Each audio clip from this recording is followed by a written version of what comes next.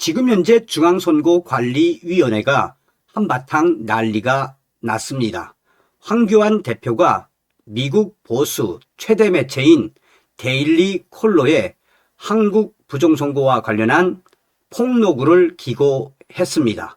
역시 황교안 대표. 정성산TV 좋아요, 구독, 알림은 큰 힘이 되겠습니다. 자, 그러면 황교안 대표가 한국의 부정선거와 관련한 폭로글을 기고한 데일리 컬러가 어떤 매체인지 소개시켜 드리겠습니다. 데일리 컬러는 워싱턴 DC에 기반을 둔 우파 매체입니다. 2010년 보수우파 성향의 정치평론가 터커 칼슨과 정치 고문인 닐 파텔이 설립했습니다. 허핑턴 포스트에 대한 보수적인 답변으로 시작된 데일리 컬러는 2012년까지 독자 수가 4배로 늘어나고 수익을 창출했으며 2013년에는 여러 경쟁 웹사이트를 제쳤습니다. 2020년 뉴욕 타임즈는 데일리 컬러를 온라인 보수 저널리즘의 선구자라고 묘사했습니다. 2025년 현재 데일리 컬러는 백악관 기자단의 공식 회원입니다. 데일리 컬러는 2010년 출범 당시 토킹 포인트 메모와 폴리티커에 이어 워싱턴 DC에 기반을 둔 세 번째 우파 뉴스 사이트가 되었습니다. 데일리 컬러는 미국에서 우파 성향의 매체로서 막강한 영향력을 행사합니다. 월간 고유 방문자 수는 약 1,100만 명으로 알려져 있습니다. 이는 한 달 동안 해당 사이트를 방문하는 중복 없는 사용자 수를 의미합니다. 월간 페이지뷰는 약 6천만 회 이상 발생합니다. 데일리 컬러 자체 소개에는 월 2천만 명 이상의 독자들에게 보도 컨텐츠가 배포된다고 밝히기도 했습니다. 막강한 매체지요. 황교안 TV 발표. 아래는 제가 데일리 컬러의 한국 선거의 무결성이 미국의 중요한 이유라는 제목으로 기고한 내용입니다. 데일리 컬러는 2010년 터커 칼슨과 닐 파텔이 설립한 매체로 월간 순 방문자 수는 1,100만 명에서 2천만 명, 월간 페이지뷰는 5,900만에서 6천만 건을 초과하는 플랫폼 영향력을 가지고 있습니다. 기고문, 한국 선거의 무결성이 미국의 중요한 이유, 황교안. 수백만 명의 한국인들은 한국에서의 자유민주주의 과정이 훼손되었다는 확신을 갖고 있습니다. 지난 1월 21일 트럼프 대통령은 다보스 포럼에서 조작 선거 관련자들이 곧 기소될 것이라고 발표했습니다. 미국에서의 부정선거 조사 결과를 한국인들은 숨죽이며 기다리고 있습니다. 그동안 국내에서 음모론으로 치부되었던 것이 현실로 밝혀지기를 간절히 바라고 있습니다. 우리는 이것이 지역적인 문제가 아니라 세계적인 선거 조작 카르텔이라고 믿습니다. 한미 양국의 부정선거는 놀라울 정도로 유사합니다. 미국과 마찬가지로 한국의 기존 언론들은 부정선거에 대한 국민들의 의혹을 철저하게 무시하고 우려하는 시민들을 극우 음모론자로 낙인 찍어 왔습니다. 한국의 중앙선거관리위원회와 관련된 부정선거 증거들이 무수히 많이 드러났음에도 불구하고 한국에서는 각 지역 선거관리위원회의 위원장을 관행상 각급 판사들이 맡고 있는 실정이어서 선거 조작 등의 위협을 받고 있는 선관위가 결국 사법부의 비호를 받고 있다는 것이 한국의 비극적인 현실입니다.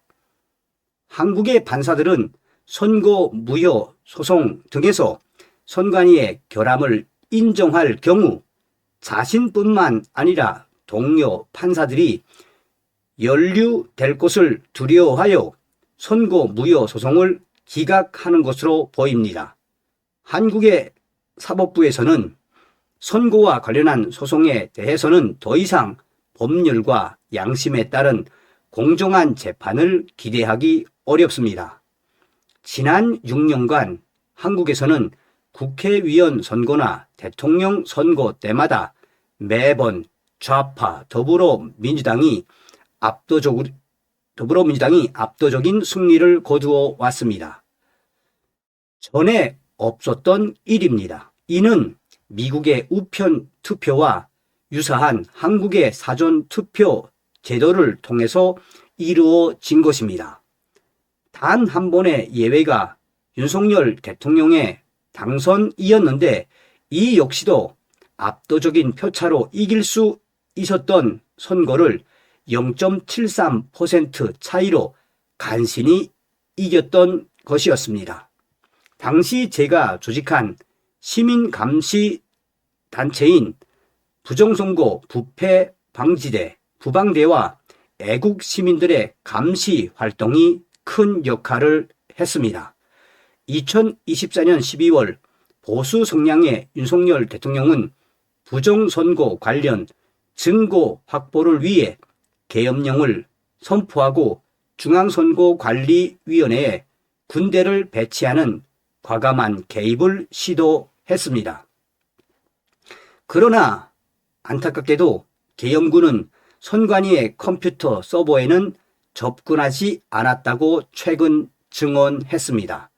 이후 좌파 세력들은 윤석열 대통령을 탄핵했고 최근 그에 대해 내란죄로 사형을 구형했습니다. 이 모든 것은 누가 조종하고 있는 것일까요? 저는 우리나라 내부의 친북 세력들과 중국 공산당, CCP를 직접적으로 지목합니다. 한국의 전자투표기를 처음 도입한 사람은 평양을 위해 간첩 활동을 한 전력이 있고 베이징에서 수년간 관리자로 근무했던 좌파 인사와 함께 빅데이터를 이용한 선거 운동에 관한 논문을 공동으로 집필했습니다. 통일전선 공작부를 통한 중국의 침투는 노골적입니다.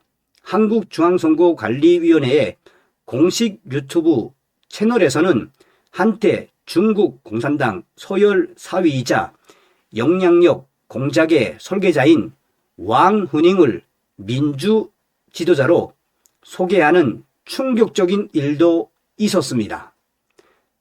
베이징이 6,500마일이나 떨어진 캐나다 선거에 개입했다면 베이징에서 600마일도 채 떨어지지 않은 곳에서 세계 최고의 미군 기지인 캠프 험브리스가 있는 한국 선거에 베이징이 개입하지 않았을 것이라고 가정하는 것은 비논리적입니다.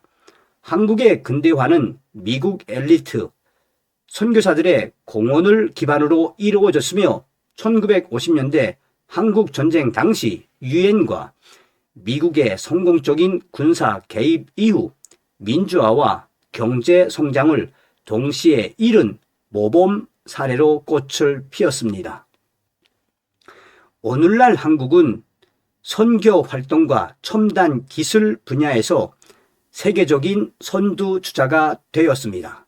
그러나 지금 이러한 성과는 북한과 중국의 공산주의 정권에 의해 질식당하고 있습니다. 이들은 조작된 선거를 통해 꼭두각시 정권을 세우려 하고 있으며 이는 미국의 국익과는 정반대되는 결과를 초래하고 있습니다. 현재 한국은 마비 상태에 있습니다. 삼권 분립도 법치도 무너지고 있습니다. 부정선거로 탄생한 이재명 정부와 입법부는 자신들을 지탱하는 사전투표 제도를 개혁하기를 거부하고 있습니다. 트럼프 대통령이 선거의 공정성 문제를 언급하는 가운데 저는 국제 카르텔이 미국뿐만 아니라 가장 중요한 혈맹인 한국까지 오염시켰다는 사실을 트럼프 대통령이 발표할 것을 당부드립니다. 저는 이것이 한국에서 선거 부정에 대한 전면적인 조사를 촉발할 수 있을 것이라고 확신합니다. 저는 지난 5년간 이러한 진실을 밝히기 위해 모든 방법을 통해 싸워왔으며 부정선거가 저질러지고 있다고 여전히 확신합니다. 마치 반전과 우여곡절로 가득한 한국 드라마처럼 한국의 선거 공정성을 위한 투쟁은 결국 국민의 승리로 마무리될 것입니다. 대한민국 자유와 혁신 황교안 글. 자, 여러분 어떤 생각이 드십니까?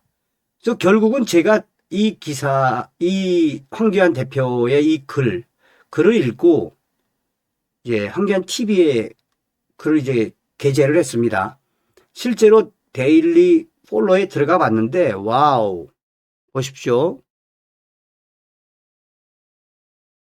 여기 번역을 하면 나오죠.